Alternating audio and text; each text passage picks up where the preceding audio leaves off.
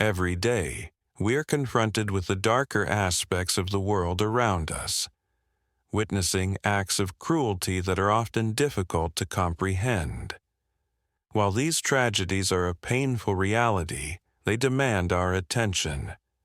As someone immersed in the world of crime, I aim to share the most shocking stories and explore what compels individuals to commit such heinous acts.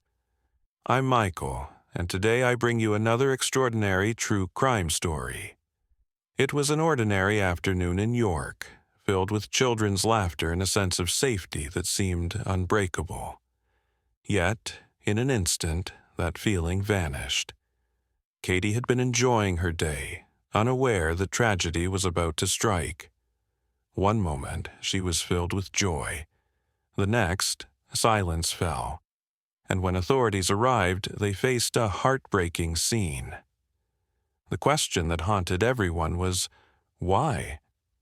Katie Ruff was born on the 16th of January, 2009, in York, England. She was cherished as the beloved daughter of Paul and Alison Ruff. Growing up in a large, loving family, she was surrounded by 5 older siblings, 3 from her mother's previous marriage to Craig Smith, and 2 from her father's earlier relationship. Though details about her other siblings remained scarce, everyone who knew her adored her. As the youngest, Katie was a bright, cheerful girl whose infectious laughter and playful spirit brought joy to those around her. She was known for her kindness, consideration, and eagerness to help others. Her passions included music and creative writing, where she displayed notable talent. Her school principal described her as a well-loved student, both for her personality and her abilities. A defining moment in her childhood was her parents' wedding on December 28, 2016, 7 years after her birth. Dressed in a beautiful silver gown, Katie played the role of flower girl, symbolizing her special place in the family. With her intelligence, warmth, and the love she received, her future seemed full of promise. Sadly, that future was cut short. Following the holiday season, which included the wedding and New Year's celebrations, life returned to normal for the Ruff family. In early January, before school resumed, neighbors often saw Katie outdoors, full of energy and joy, whether jumping on a trampoline, climbing trees, or drawing with chalk. On Monday, January 9, 2017, she eagerly went back to school and returned home to her mother's comforting embrace. While details of what happened afterward are limited, it is certain that afternoon, around 4:20 p.m., Katie went to play at a nearby park, less than 10 minutes from her home as she often did. A neighbor saw Katie laughing and playing with a girl who seemed slightly older, but just 17 minutes later, everything changed. When her husband returned from work, he encountered a distressed teenage girl covered in mud, frantically dialing her phone and asking for her location, clearly calling emergency services. Alarmed, he immediately contacted his wife, who recognized the girl as the same one who had been with Katie moments earlier. Without delay, he rushed to the nearby park, where he made a horrifying discovery. Katie lay motionless on the ground, her face bloodied. Desperately, he checked for a pulse, but found none. Overcome with shock, he ran home, urging his wife to call for help. Conflicting reports emerged about what happened next. Some sources claimed that 17 minutes after the girls were last seen together, an anonymous caller contacted emergency services, reporting that someone had died but offering no further details or location.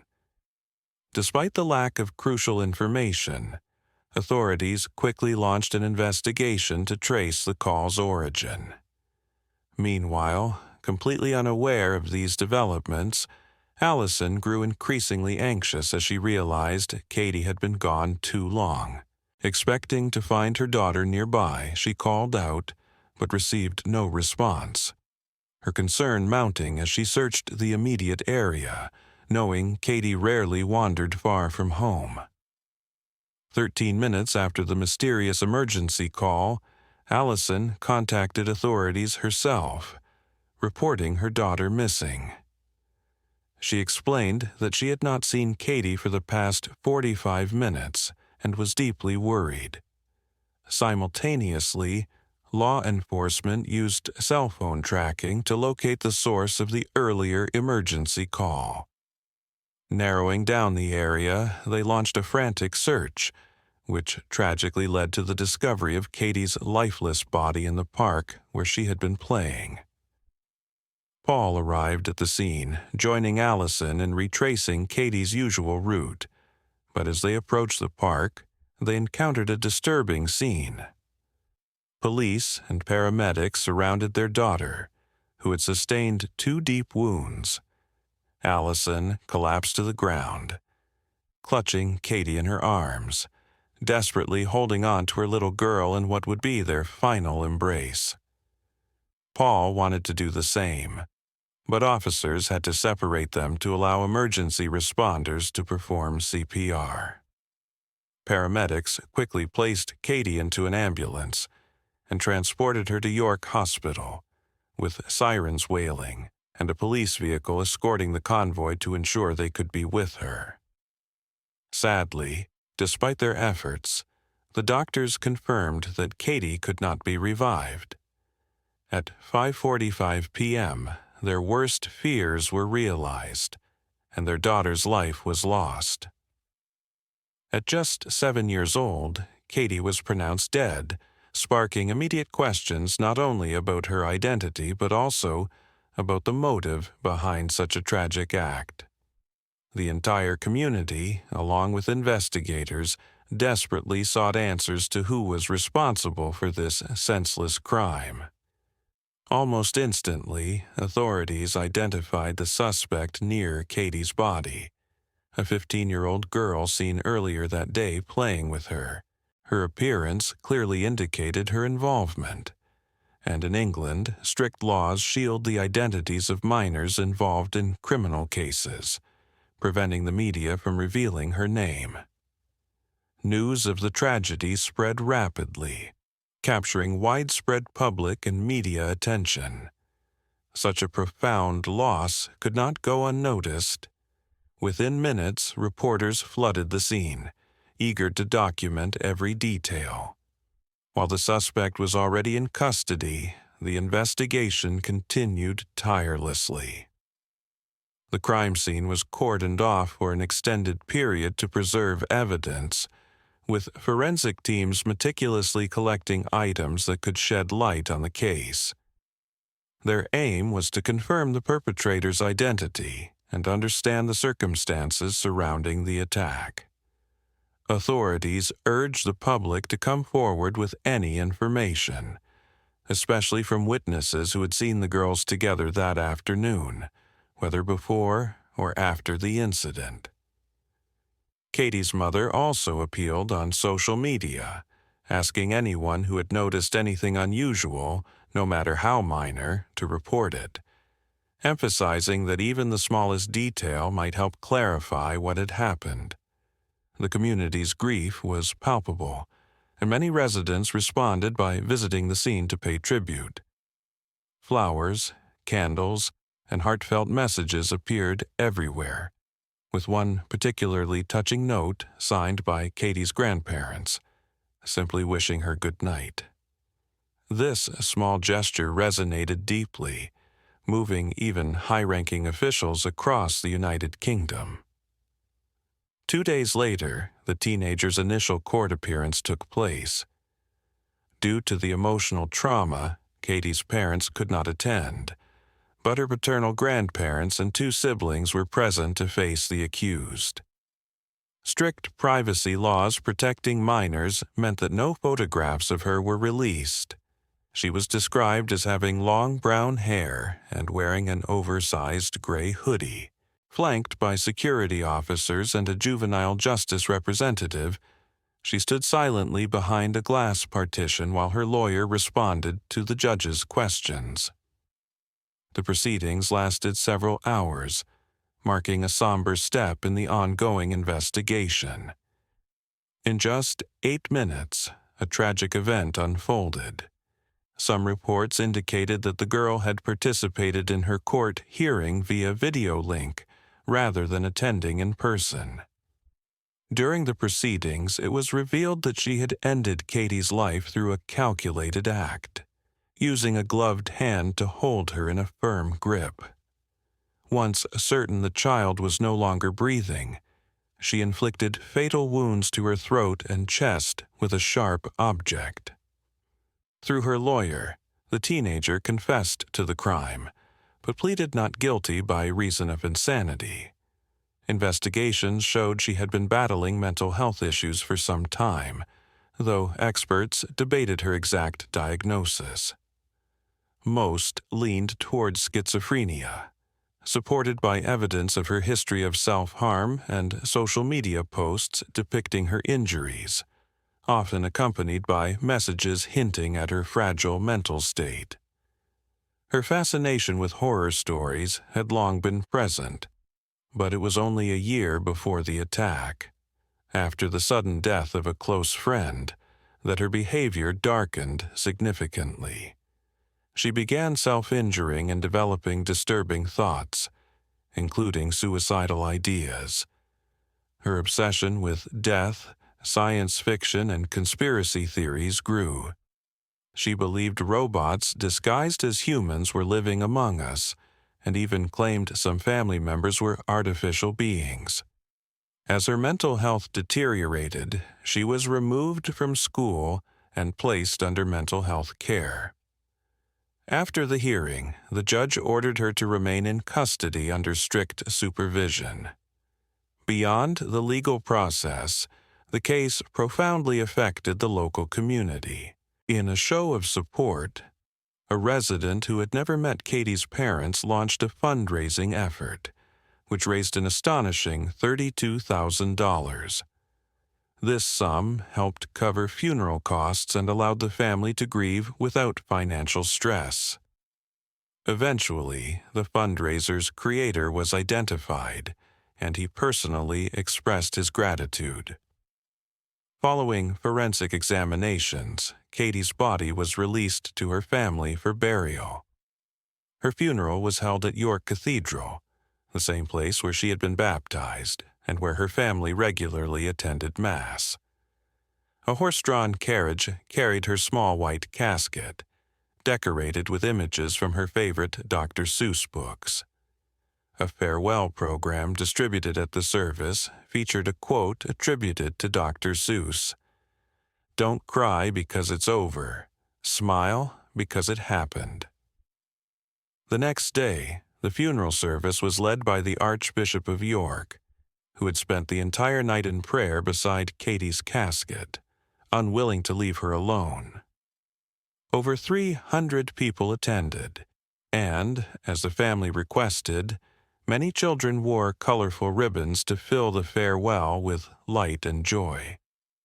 Even Katie's mother wore a bright ribbon pinned to her chest, symbolizing hope amid sorrow. The community chose to remember Katie not through her tragic passing, but by celebrating the joy she had brought into their lives during her brief time with them. A few days later, on what would have been her 8th birthday, family, friends, and local residents gathered once more to honor her memory by releasing colorful balloons into the sky. That same day, a family-oriented fundraising event took place to raise funds for a memorial bench dedicated to Katie. Eventually, the bench was installed in the gardens of the York Museum, alongside a stained glass window bearing an inscription that reflected her enduring influence. She left traces of light in our hearts, and though the world is imperfect, she made it a little brighter. In July of 2017, the teenager responsible for her death, through her legal representatives, formally pleaded guilty after reaching a plea agreement. The original charge of murder was dropped, replaced by a conviction of manslaughter due to diminished responsibility. An additional charge of possessing an offensive weapon was also included. During the proceedings, previously undisclosed details emerged. Katie had died from asphyxiation caused by the teenager squeezing her airway with a gloved hand. Shockingly, just minutes before the attack, the two had been playing together. Medical examiners confirmed that the knife wounds, one on her neck and another on her torso, were inflicted after her death. Investigators revealed that the teenager had been contemplating violence for some time, as evidenced by disturbing items found in her bedroom. Among these was a mutilated stuffed Lion King toy, with torn ears and a cut-open chest, suggesting a disturbed mindset.